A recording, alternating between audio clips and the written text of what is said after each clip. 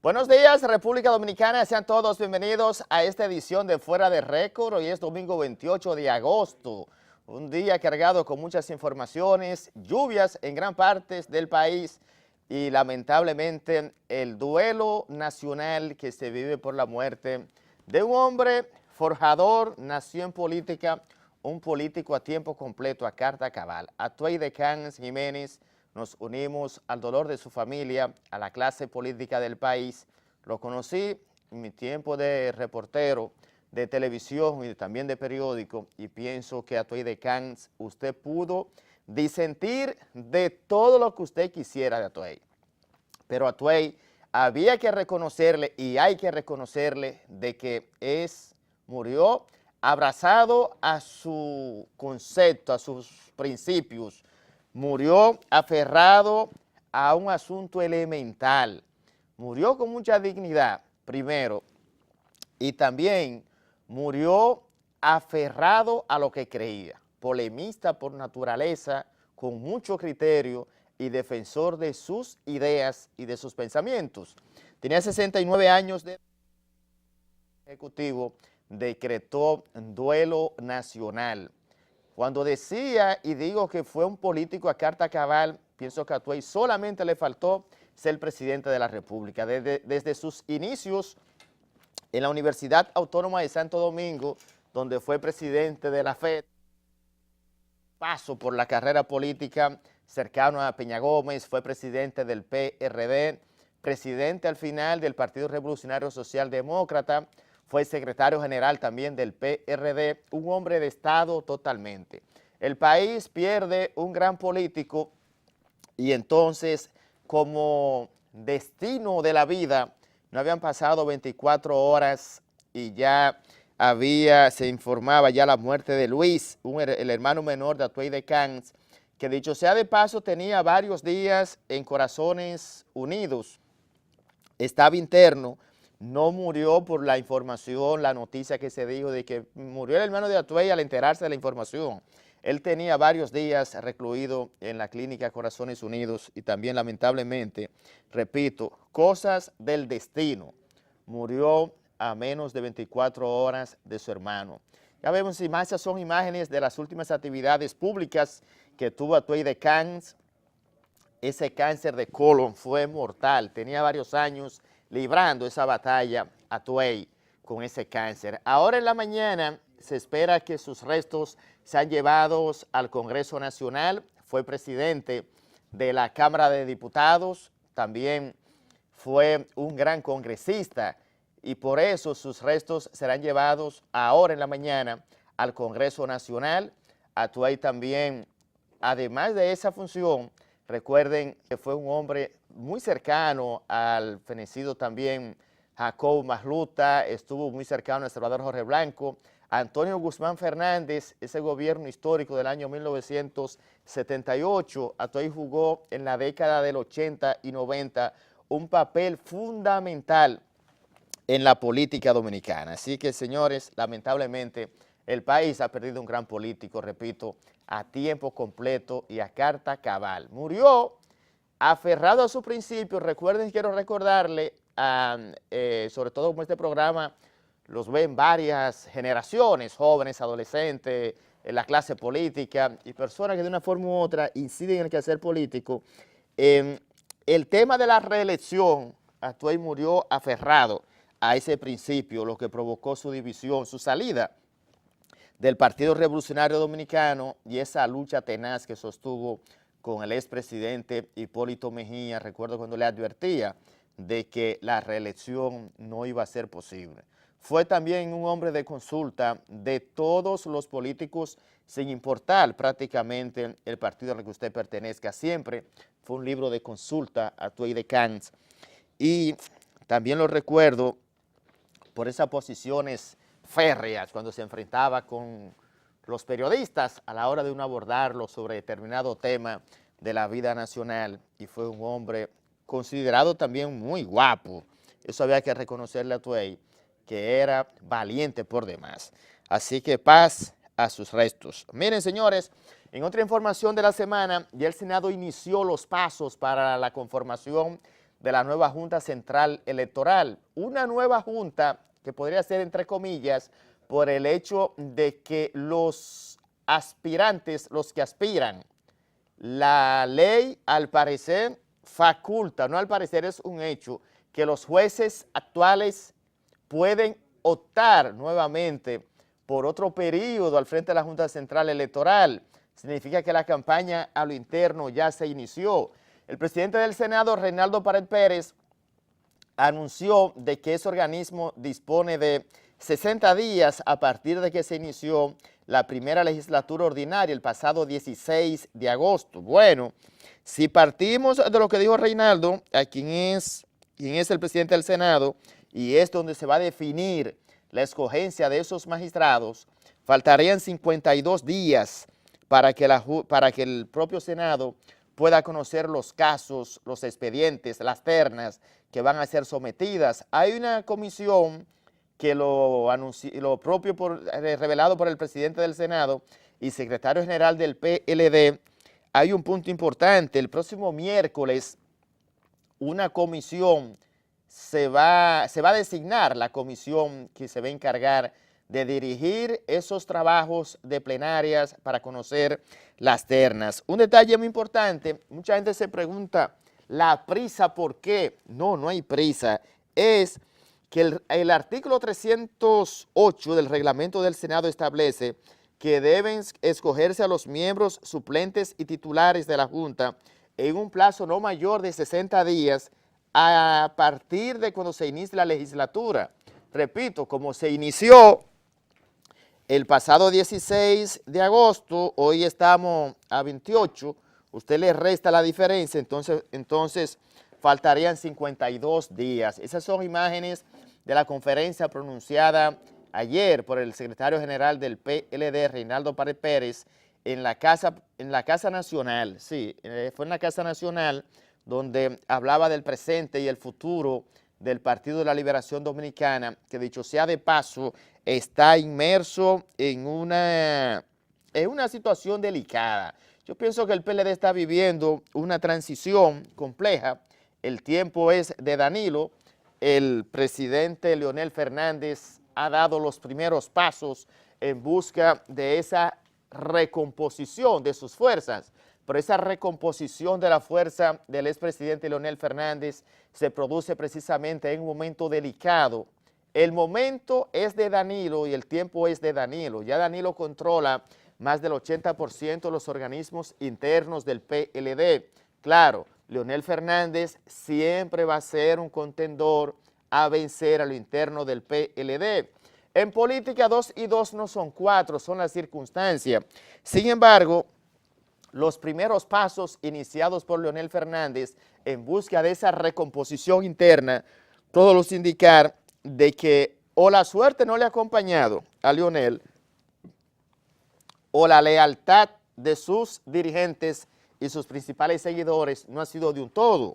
Y digo esto porque precisamente las declaraciones de César Pina Toribio, a quien vemos en pantalla,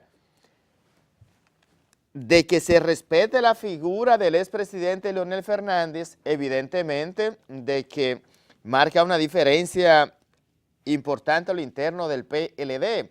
Y esa diferencia a lo interno del PLD automáticamente va a provocar, como ya lo está provocando, una situación interna muy delicada y bastante compleja.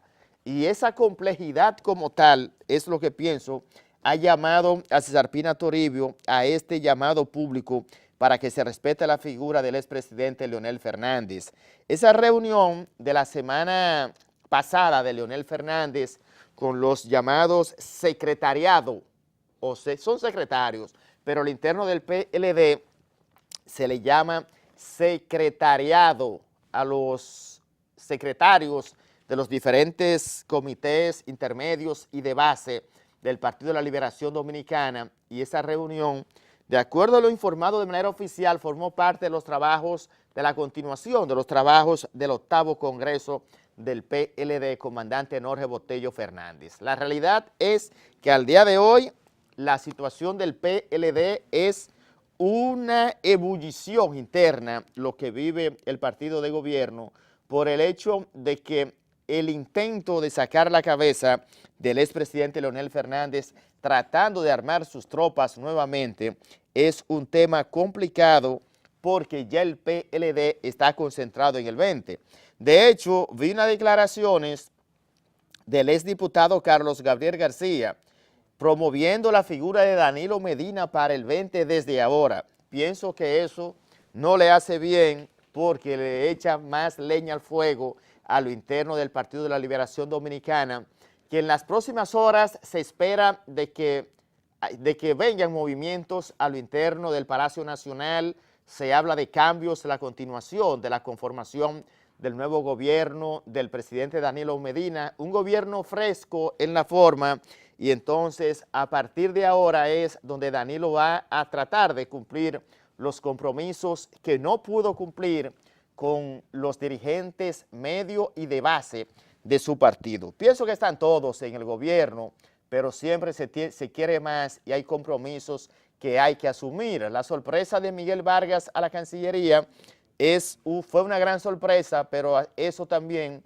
ha provocado la indignación al interno del PLD con dirigentes que se consideraban también en el círculo de espera para poder jugar un papel fundamental en el próximo gobierno, no en el próximo, en el nuevo gobierno que ya comenzó de Danilo Medina. Miren, las lluvias van a continuar. Tenemos contacto, vamos a hacer contacto, director, con el general Juan Manuel Méndez a ver la situación, porque los informes que tenemos son de que las lluvias van a continuar. Hay varias provincias en alerta, 14 provincias, se habla de que están en alerta. Las lluvias han sido muy fuertes en las últimas horas y entonces de continuar las lluvias como están, ya observé algunos sectores más vulnerables de barrios aledaños en diferentes puntos del país, sobre todo Santiago, que me informan que también tiene una situación un poco compleja, fruto de las lluvias en todo el territorio nacional. Las provincias que hoy están en alerta amarilla, de acuerdo al Centro de Operaciones de Emergencia, son Azua, Peravia, San Cristóbal, provincia de Santo Domingo, el Distrito Nacional, mientras que en verde están Monteplata, Sánchez Ramírez, María Trinidad Sánchez, Dajabón, Montecristi, Santiago Rodríguez y Valverde.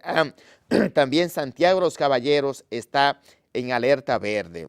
En el último informe del COE se habla de que 1.765 familias han sido desplazadas en los diferentes puntos del país fruto de las lluvias y esta vaguada en altura que se mantiene incidiendo sobre el territorio nacional. Hay un tema que estuvo muy pendiente durante toda la semana, el cierre de la clínica, de la Integral 1, 2, del Consorcio de Clínicas Integral, fue un tema también que durante toda la semana llamó mucho la atención, se le dio marcha atrás. Sin embargo, el Colegio Médico Dominicano hoy en la mañana está pidiendo de que a pesar de que se ordenó la reapertura de los centros Integral 1 y 2 y también la Clínica del Dolor que está en Villa Duarte, que pertenece al mismo consorcio, de que el Ministerio Público pueda resarcir los daños morales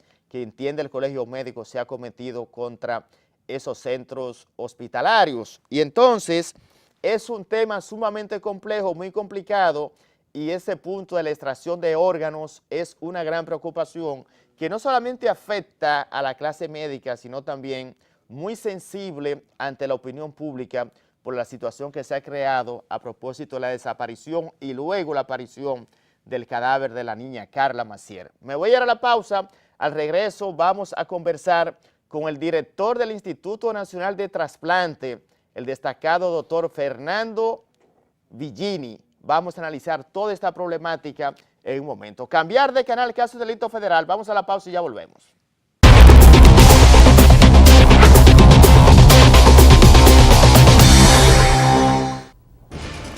Saludos República Dominicana, tal y como le habíamos adelantado en la introducción, ya nos acompaña en este plato fuerte la entrevista principal el destacado doctor Fernando Morales, director del Instituto Nacional de Coordinación y Trasplante, INCOR. Buenos días, doctor, bienvenido a Fuera de Récord.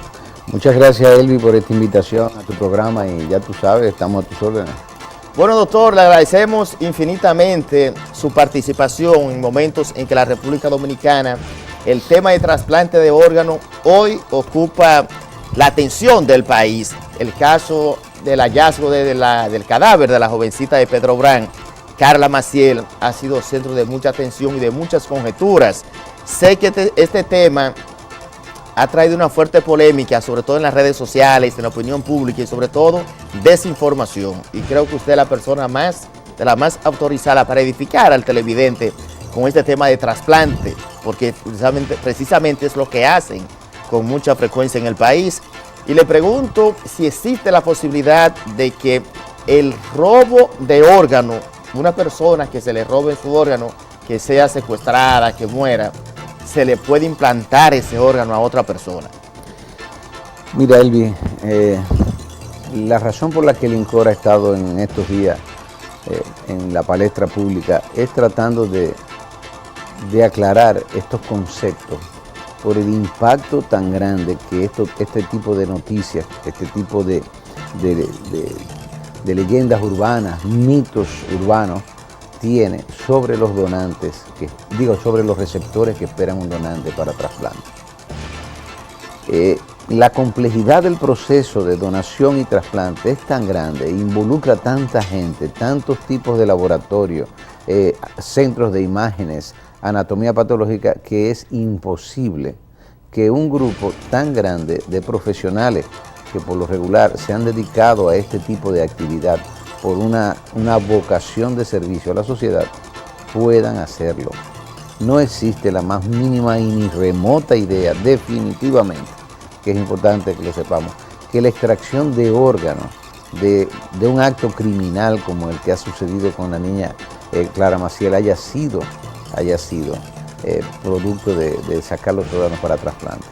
Desgraciadamente, posiblemente se estén cubriendo aquí intenciones ocultas de un asesino psicópata que por lo menos quiere garantizar su supervivencia en la cárcel, porque tú sabes que los asesinos psicópatas de niños y violadores los matan en la cárcel por un código que tienen y que yo lo veo muy bien eso, con todo respeto y todo lo que pueda significar, porque quitarle la vida a un niño y querer salir impune de eso no debe permitirse. ¿Usted considera, doctor, que las investigaciones al ritmo, por ejemplo, como van de ese caso específico, desde el punto de vista médico, porque sé que es su área, no existe la más mínima posibilidad de que, por ejemplo, usted pone un dato muy interesante, de que ese psicópata tal vez quiera confundir a las propias autoridades con ese caso, y descarta de plano de que un órgano de ese tipo pueda sustraerse para trasplantárselo a otra persona, fruto de que se ha negociado, también por la parte de ritos satánicos? ¿Eso podría incluir? Mira, una cosa es un rito religioso, otra cosa es trasplante. Para tú poder utilizar los órganos de un donante, esos órganos tienen que estar adecuadamente oxigenados, debidamente nutridos. Hecho por lo cual, cuando tú vas a llevar a la sala de cirugía, que tienen que ser una sala de cirugía altamente equipada, ese donante tiene que ir con anestesiólogo, con una máquina ventilándolo, con drogas que se le colocan para que el corazón lata y siga perfundiendo todos los órganos, para que cuando se trasplante en un receptor, en una persona que lo necesita, pueda reproducir su función. No hay posibilidades jamás de en Pedro Brán o La Tuaba o donde sea, sitios como ese, hacer nada de esto. Lo que sí podría hacer, y yo no puedo decírtelo porque no soy experto en esto, sí, hay religiones extrañas que pueden usar los ritos satánicos.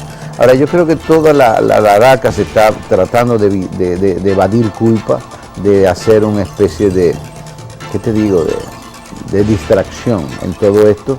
Y este tipo ha agarrado el tráfico de órganos como la excusa de él para tratar de reducir su inculpamiento. Y esto a quién afecta, y es lo importante que nosotros tenemos. Esto lesiona la confianza del pueblo, lesiona la confianza de la familia, y cuando una familia se ve en la terrible situación de tener un enfermo que ha fallecido por un evento agudo, ya sea un politraumatizado, traumatismo cráneoencefálico o por un accidente vascular encefálico, y tiene que decidir en el momento más doloroso donar sus órganos, si entiende que no hay confianza, que estos programas no generan confianza, va a decir que no. Y quienes se van a afectar son miles de pacientes que esperan de un órgano para ser trasplantado y sobrevivir. Porque, y esto es importante que lo sepas, Elvi, que lo sepa la ciudadanía, más de 2.500 dominicanos fallecen todos los años por una enfermedad orgánica terminal. Quizás más, y quizás eso no se sepa, que los que mueren por chikungunya, por malaria, por zika, por dengue, todos juntos. Eres doctor, usted acaba de hacer una revelación sumamente importante. 2.500 más de 2.500 dominicanos mueren todos los años por enfermedades orgánicas terminales. O sea, ¿de qué hablamos? Hablamos de insuficiencia renal crónica, pacientes que tienen una insuficiencia cardíaca terminal, pacientes que han hecho una cirrosis terminal ya, que su hígado no dona más, insuficiencia pulmonar y de otros órganos también. Y esos pacientes, a excepción del de riñón, son los únicos que tienen la posibilidad de sobrevivir un tiempo mediante la diálisis peritoneal o la hemodiálisis, pero también con una penosa alta mortalidad. O sea, si tú tienes un paciente hepático crónico que no se trasplanta, al año y pico ya realmente no va a existir con nosotros, es la única oportunidad que tenemos. Y ver cómo un paciente de eso sale a la salud, tú lo ves y es como cualquier normal de nosotros, se integra al trabajo, a su familia, a jugar con sus hijos, cosas que no podía hacer por su enfermedad, porque no le permitía bajo ningún concepto, que simple y llanamente gastar su energía en tomar aire para poder respirar. Desgraciadamente es así. Doctor, ¿cuál es el protocolo que se utiliza desde el punto de vista médico para un trasplante de cualquier órgano de un ser humano a otro ser humano? Mira, hay varios tipos de... Esto es complejo y te lo voy a explicar. Hay dos tipos de donantes, el donante vivo y el donante de una persona que fallece. El del donante vivo, por ley nuestra, tiene que ser un familiar hasta el 4º grado de consanguinidad o la esposa o esposo. Luego, cualquier caso que no sea de ese tipo, que hay amigos que le quieren dar a un órgano a un amigo, aunque no tenga consanguinidad, se conoce en el consejo, y si se ve que no hay ningún tipo de mediación económica o jerarquía que pueda obligar, tú entiendes, jerarquía laboral o jerarquía política o de tipo militar, se aprueba ese trasplante. Y el otro, el que más resuelve el problema, porque es el que más frecuente nos ofrece la sociedad, es aquellos pacientes que fallecen en una unidad de terapia intensiva, porque tiene que ser en una unidad de terapia intensiva, porque si fallece en una sala normal, podrá ser donante de tejidos, pero no de órganos, porque los órganos no van a estar debidamente oxigenados. Entonces, tiene que ser con un respirador y con esas sustancias que estimulan al corazón a seguir latiendo. A ese tipo de donante, hay que hacerle muchísimas pruebas. Primero, las inmunológicas, para determinar qué grupo sanguíneo, cuál es su esquema inmunológico y que no rechace cuando vamos a ponérselo a otro, que sí haya compatibilidad. Segundo, pruebas tumorales para descartar que tú, conociendo, examinando adecuadamente a ese paciente y haciéndole marcadores tumorales, tú te das cuenta de que ese paciente no le pueden transmitir un tumor, que eso es muy, muy lamentable a otro que lo necesita. ¿Y el tumor se transmite de un paciente? Hay cáncer que sí, que si tú tienes una metástasis en el órgano, en el riñón o en el hígado y tú lo trasplantas, tienes transmisión de un tumor. Y por eso tenemos que tratar de verificar claramente que eso no suceda. Infecciones crónicas, tuberculosis, SIDA, tenemos que descartar todo eso. Hepatitis B y C, aunque no son limitantes para todos los trasplantes, sino que cuando tú tienes un paciente que tiene hepatitis B y C, puedes recibir un órgano de una persona que tenga hepatitis C y B. Bueno, seguimos así con otras enfermedades, Steinbar y todo. Entonces, todos esos laboratorios, todo eso hay que determinarlo en el tiempo en que ese individuo fallece. Hay que notificarle a la familia, hay que explicarle a la familia lo importante que se reside en una decisión positiva de ser donante. Porque desgraciadamente muchos familiares cuando dicen, yo nunca he oído hablar de eso, yo no creo en eso, y se cierran, y le quitan la oportunidad a 8 personas de resolver un problema grave de salud. 8 dominicanos, 8 padres de familia, 8 abuelos, 8 tíos, gente que tiene doliente detrás, que sufren la impotencia terrible de tener un paciente que no tiene satisfecha su situación de salud.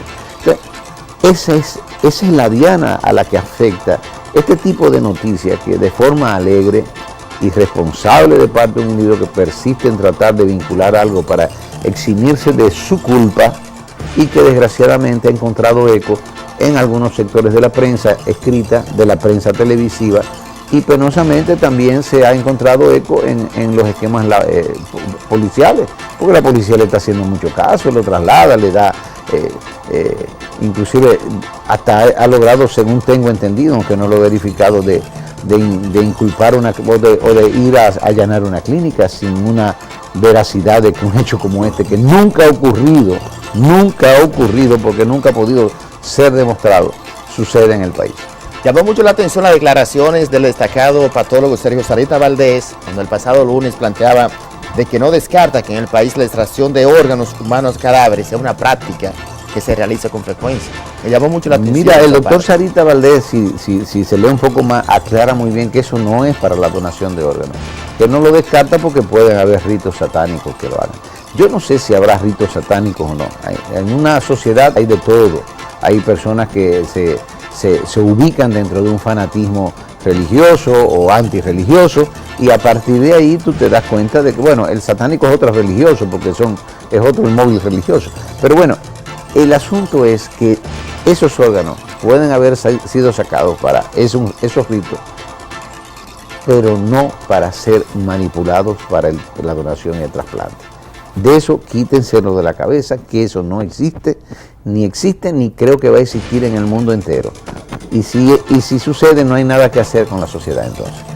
En caso de que pase. Claro, porque tú tendrías vinculando cientos de profesionales que tendrían que ser cómplices de un proceso que eso no le cabe en la mente a nadie. Doctor, con su anuencia, me voy a ir a la pausa comercial. Hay un punto muy importante, sé que los televidentes a esta hora están muy bien pegados al televisor, porque el tema de salud es un tema de vida, y el trasplante en la República Dominicana, de manera muy exitosa y profesional, se han venido haciendo una serie de trasplantes de órganos muy valiosos por demás, riñón, corazón, y los resultados han sido positivos. Hay un componente importante en ese ejercicio profesional, el componente económico. ¿Qué significa eso? Guárdeme esa respuesta ahí. Me voy a ir a la pausa. Estamos conversando con el doctor Fernando Morales, director del Instituto Nacional de Coordinación de Trasplante, INCOR. Cambiar de canal, que es un delito federal. Ya volvemos.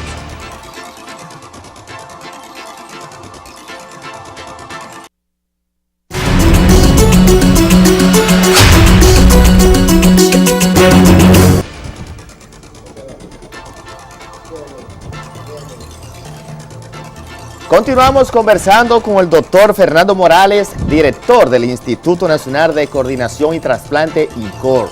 Doctor, antes de la pausa dejamos una pregunta en el aire, el componente económico. ¿Qué le cuesta a una gente un trasplante, por ejemplo? Hemos visto en los últimos años, en los últimos meses, el tema del corazón. Un trasplante de corazón creo que es el que más se ha hecho en el país. ¿Y qué cantidad, por ejemplo, de personas en el año son? El trasplante que más se ha realizado en el país, que se han realizado ya aproximadamente 1.200 trasplantes, es el de riñón. ¿1.200? Sí, más o menos 1.200. Cardíacos se han realizado 3 nada más. Y de hígado se han realizado como 30 trasplantes de hígado. Que yo creo que programas que están preparándose para continuar, y además queremos ampliar el programa de oferta terapéutica a páncreas, a pulmón en un futuro, para que todos los dominicanos que tengan una patología puedan tener una disponibilidad o una oportunidad de acción terapéutica. Y lo de los costos, son procedimientos costosos definitivamente, pero sin embargo, para que tú tengas una idea, un paciente con insuficiencia renal en diálisis en un año consume más de 1 millón de pesos.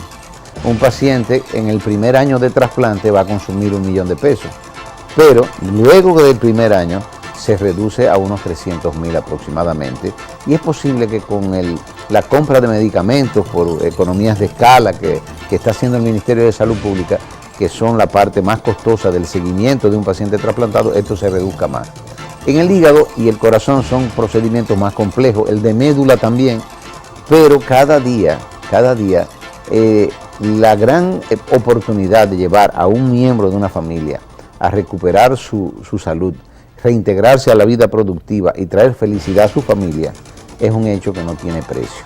Y en el país, por suerte, la cobertura de la seguridad social ha ido aumentando. Ya en el plano contributivo, del modelo contributivo y el subsidiado, podemos decir que tenemos casi un 70% de la población cubierta. No obstante, hay una resolución que está esperando ser aplicada, la resolución 370, que universaliza la cobertura de enfermedades a todos los pacientes que la padecen, en especial a las enfermedades de alto costo. Si nosotros logramos que esto se aplique, el costo del trasplante renal, el trasplante cardíaco y el trasplante hepático y de médula podrá ser mucho más asequible a los pacientes, porque indudablemente representa una verdadera limitación, es una montaña a salvar. Tanto es así que en el INCORP hemos negociado con el Instituto Cardio-Neurooftalmológico y de Trasplante, y todo paciente que esté en lista de espera y que por la computadora le toque el órgano, esté o no asegurado, y tenga unos recursos, hay que hacérselo. Explíqueme esa parte, doctor, de la computadora y del paciente, que esté, muy importante que el televidente voy a explicártelo, Elvis. Sí. Todo paciente, cuando tú tienes 2.000... Es un programa de vida. Sí, 2.000 y pico de pacientes en diálisis o en diálisis peritoneal o hemodiálisis, tú tienes un banco de personas que mejorarían significativamente su tratamiento al ser trasplantado. Estos pacientes, para ser trasplantados, necesitan estudiarse una serie de análisis de base, imágenes, o sea, todo un conglomerado de cosas que le permitan al médico que lo está preparando o al equipo de médicos que está preparando que es apto para recibir un órgano. Entonces ahí entra en la lista de espera nacional, que maneja una máquina, que es una computadora con un software. Hay una serie de eventos que tienen puntuación, años en lista de espera, si tiene o no un acceso vascular fácil que permita una diálisis adecuada, si no lo tiene ya es una emergencia, si es infantil, si es un paciente respondedor, si es un individuo que tiene otras características. Entonces, esos puntos le van dando, y por supuesto la histocompatibilidad, que sea compatible. Si tú tienes todo eso, cuando tú vas sumando tus puntos, dice, bueno, fulano tiene 18, es el primero, segundo fulano 17, 16,5, y tú llamas y reporta los primeros 10, los llamas, porque puede ser que el primero de la lista esté imposibilitado en ese momento porque tiene gripe o catarro o un proceso neumónico. Ahí ya localizas quiénes van a ser los receptores de esos riñones o de 2 riñones y le haces las pruebas inmediatas que tú tienes que tener, hemograma, tiempo de coagulación, todo lo que tú tienes que tener, ya para tener que ese paciente esté en condiciones de ser llevado al quirófano. Y ahí se produce el implante de un órgano que ya lo dio una persona que murió y que permitió dar vida después de su muerte a varias personas. Y ese es el juego de todo esto. Un proceso complejo, doctor. Observo también el componente de la suerte, como que hay que agregárselo a esa lista también. Hay que tener la S de la suerte, porque me imagino que tendría algún televidente, se hace la pregunta, doctor, pero el componente económico que ahorita quedó en el aire a pesar de la cobertura del sistema de salud, la parte social, cualquiera se muere con el costo también, porque no todo el mundo reúne las condiciones. Es una combinación para salvarse. Primero la S de la suerte, después la cobertura y que aparezca el donante y que la máquina caiga. Te dije algo importante que quizás se te escapó, Elvis. Te dije, todo paciente que entra en la lista de espera, tenga o no cobertura de seguro, va a ser cubierto por el Ministerio de Salud y por el SECANO, mientras tanto. Ah, pero espere, sí. Y eso es innegociable. Es un punto ¿Tú sabes por qué es importantísimo eso? Porque el INCOR tiene que preservar, y el país, nuestra ley, que todo el mundo, no importa su condición social, económica o cualquier condición extra, tiene todos los mismos derechos de ser trasplantado. Ahora, quiero repetirte esto y es importante que lo sepamos. Debemos garantizar una seguridad social universal, que todo el mundo tenga cobertura a todas las enfermedades, que no haya ningún tipo de catálogo de prestación, cero catálogo ya llegó el momento de que eliminar los catálogos. los catálogos de medicamentos. El que necesita el paciente es el medicamento que hay que cubrirle. Si son 8,000 pesos, bueno, lo que le cubran los 8,000 pesos. Si en un momento dado son 100,000 pesos, lo que le cubran los 100,000 pesos, pero no puede haber un medicamento sesgado frente a otro. Eso no puede ser, es injusto e inequitativo. Claro que existe. Entonces ha llegado el momento de que debemos garantizar la universalidad de la atención a nuestros pacientes. Y si se necesita aumentar la cápita, yo creo que la gente no estaría en contra de que eso se aumentara, pero justa y equitativa, por estudios actuariales que permitan al Estado decir, bueno, sí, vamos a aumentar la cápita a 200 pesos y con eso garantizar la atención en salud. Porque nosotros no podemos estar un país pobre y un país que tiene tanta demanda de atención en salud, siendo los financieros de un sistema financiero de las ARS que se conviertan en verdaderas entidades ricas. La seguridad social es para beneficio de los pacientes. Para eso que se diseñó y para eso es que debe utilizarse. Doctor, siento que usted está hablando con el corazón. Eso es bueno. Sin embargo, los televidentes a esta hora, usted está hablando y hace un ejercicio de justicia social y de equidad médica, sobre todo, para salvar vidas. En la práctica no es así. El tema de los catálogos se sigue aplicando y que si este medicamento no te cubre y es mi salvación, te cambio ese medicamento por otro. Y a ustedes los especialistas, por lo que he observado, no les gusta que en las farmacias le cambien los medicamentos a los pacientes. Usted recetó esto para salvar a ese paciente, tómate ese. La farmacia le dice no te cubre. Y los televidentes me están viendo, es así. Mira, y muchos están contentos con la pregunta que le acabo de hacer, sí, porque sé que lo están pasando. Mira, Elvi, hay muchos médicos que se han acomodado también a medicamentos de marca, creyendo que son los únicos que pueden resolver el problema y no han sopesado adecuadamente lo que es medicamentos reconocidos científicamente por los organismos internacionales de calidad como la FDA, la EMA, el organismo brasileño y el argentino, que son reconocidos por la Organización Mundial de la Salud y la OPS. Y la receta tiene que ir en consonancia con el poder adquisitivo de un país. No podemos estar pensando en que porque fulano de tal es el primero y el primero que se diseñó, es el único que puede resolver el problema. Eso no es cierto. Hay medicamentos que se consideran genéricos, que son de excelencia de calidad. Lo que sí tenemos que garantizar que no sea hecho en un patio, sino que tenga los controles de calidad y los certificados de calidad correspondientes. Ahora, el problema de los medicamentos del catálogo es que ese catálogo te lo manejan y te lo quieren manejar las ARS. Claro. Pero además de lo limitativo que es, por cualquier nombrecito X te cambian la cosa o la dosificación. Totalmente. Y buscan la excusa para no dispensártelo. Entonces, estas cosas no pueden suceder. Tú no puedes permitir el maltrato de un paciente consuetudinariamente. Tú llegas a la vida y sería interesante, porque yo le digo, esto es responsabilidad también de la prensa dominicana, que estas cosas estén como estén. Y tú ves la cantidad de personas reclamando sus derechos, intentando reclamar sus derechos. Es impresionante. Está ahí una falsa, doctor. ¿Te entiendes? Estamos en una falsa. No, no es una falsa. Sí. Es una estructura falsa. ¿Cuál? No es el sistema como tal. Es una estructura falsa, porque el caso usted toca un punto importante. La gente reclama, se parece al tema energético. Reclama las altas tarifas, pero no hay una base de sustentación. ¿A dónde acudir? Déjame decirte, porque el problema de la vida ciertamente eso, la gente reclama. Claro, déjame decirte que la mayoría de los casos de la vida se resuelven. El problema no es ese solamente, el problema es tú garantizar que las reglas de juego estén claras. Universalidad de la atención. Eso elimina ya cualquier catálogo, cualquier amarradera de no dar servicio. Lo elimina y eso está en la mano del Estado dominicano. Vamos a hacer un estudio actuarial, vamos a determinar qué se tiene que pagar ahí o qué no se tiene que pagar. Lo justo, lo equitativo para que haya solvencia económica, pero que no haya un enriquecimiento desmesurado y que las atenciones no sean regateadas bajo la excusa de que hay un catálogo. Eliminemos los catálogos de todo esto. Eso es lo que hay que hacer. Doctor, hay un punto para finalizar que me llamó mucho la atención. Usted habla del caso del riñón, que es el órgano que más se trasplanta en el país. Habló de 1,200. Me llama la atención y digo, algo ha fallado. ¿Y la prevención? porque eso hay que frenar. Sí, pero mira... La parte de la prevención, pienso sí, que un componente estamos viviendo fundamental. una época de una epidemia a nivel mundial, que es diabetes e hipertensión.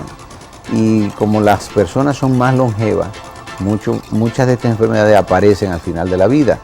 Indudablemente la prevención es clave fundamental para poder, primero, retardar un poco más que llegue la enfermedad y segundo, para tú tener bajo tu control la supervisión de un paciente que va progresivamente llevando a una patología de este tipo.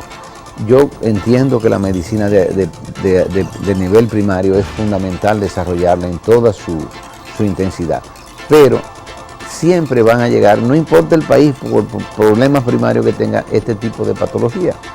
Y van a llegar más en la medida en que las posibilidades de vida de las personas sea mayor. O sea, si tu expectativa de vida ahora mismo es 78 años, cuando llegue a 85 se va a multiplicar este tipo de enfermedades, porque esto va a ser en personas más longevas. Y lo que hay que hacer es salirle al paso a las necesidades esenciales de salud que hay que darle a esa persona. Sobre todo. Exacto, prevención. eso. Y Prevención y adecuado tratamiento. No olvidemos que la salud es el desarrollo integral de todos sus elementos. Tú no puedes tener prevención nada más y dejar las otras sin tratamiento. Claro, la combinación. Exacto. Es desarrollo integral. Doctor, muchísimas gracias. Se nos terminó el tiempo. Agradecemos infinitamente su participación para que usted lleve luz como lo ha hecho y pueda edificar a los televidentes con un tema tan vital y de tanta importancia para el desarrollo del país, la salud y la vida de la gente. Bueno, Elvi, yo te agradezco esta invitación a Fuera de Récord y decirte que tanto yo como otros profesionales del INCOR que trabajan con nosotros en esto mismo estamos a la disposición. Invitarte a que tú asumas también esta cruzada de promover la donación y el trasplante, porque, Elvi, en algún momento de la vida, tú o yo o cualquiera de los que estamos aquí, vamos a necesitar un trasplante, o para nosotros mismos, o para una persona de la familia llegada. Claro. Y esa imposibilidad y esa sensación de no poder hacer nada que nos refleja. Claro, es una impotencia grande. Eso es clave. Y recordarse, si tú ante una enfermedad orgánica terminal eres capaz de recibir un órgano para seguir viviendo, retribuye, sé donante. Muy bien, doctor, cuente con nuestro apoyo y pienso que esa campaña de concientización es necesaria en estos tiempos. Gracias por todo. Gracias, doctor. Señores, hasta aquí mi trabajo. Elvis Lim estuvo con ustedes, más la próxima semana en Fuera de Récord.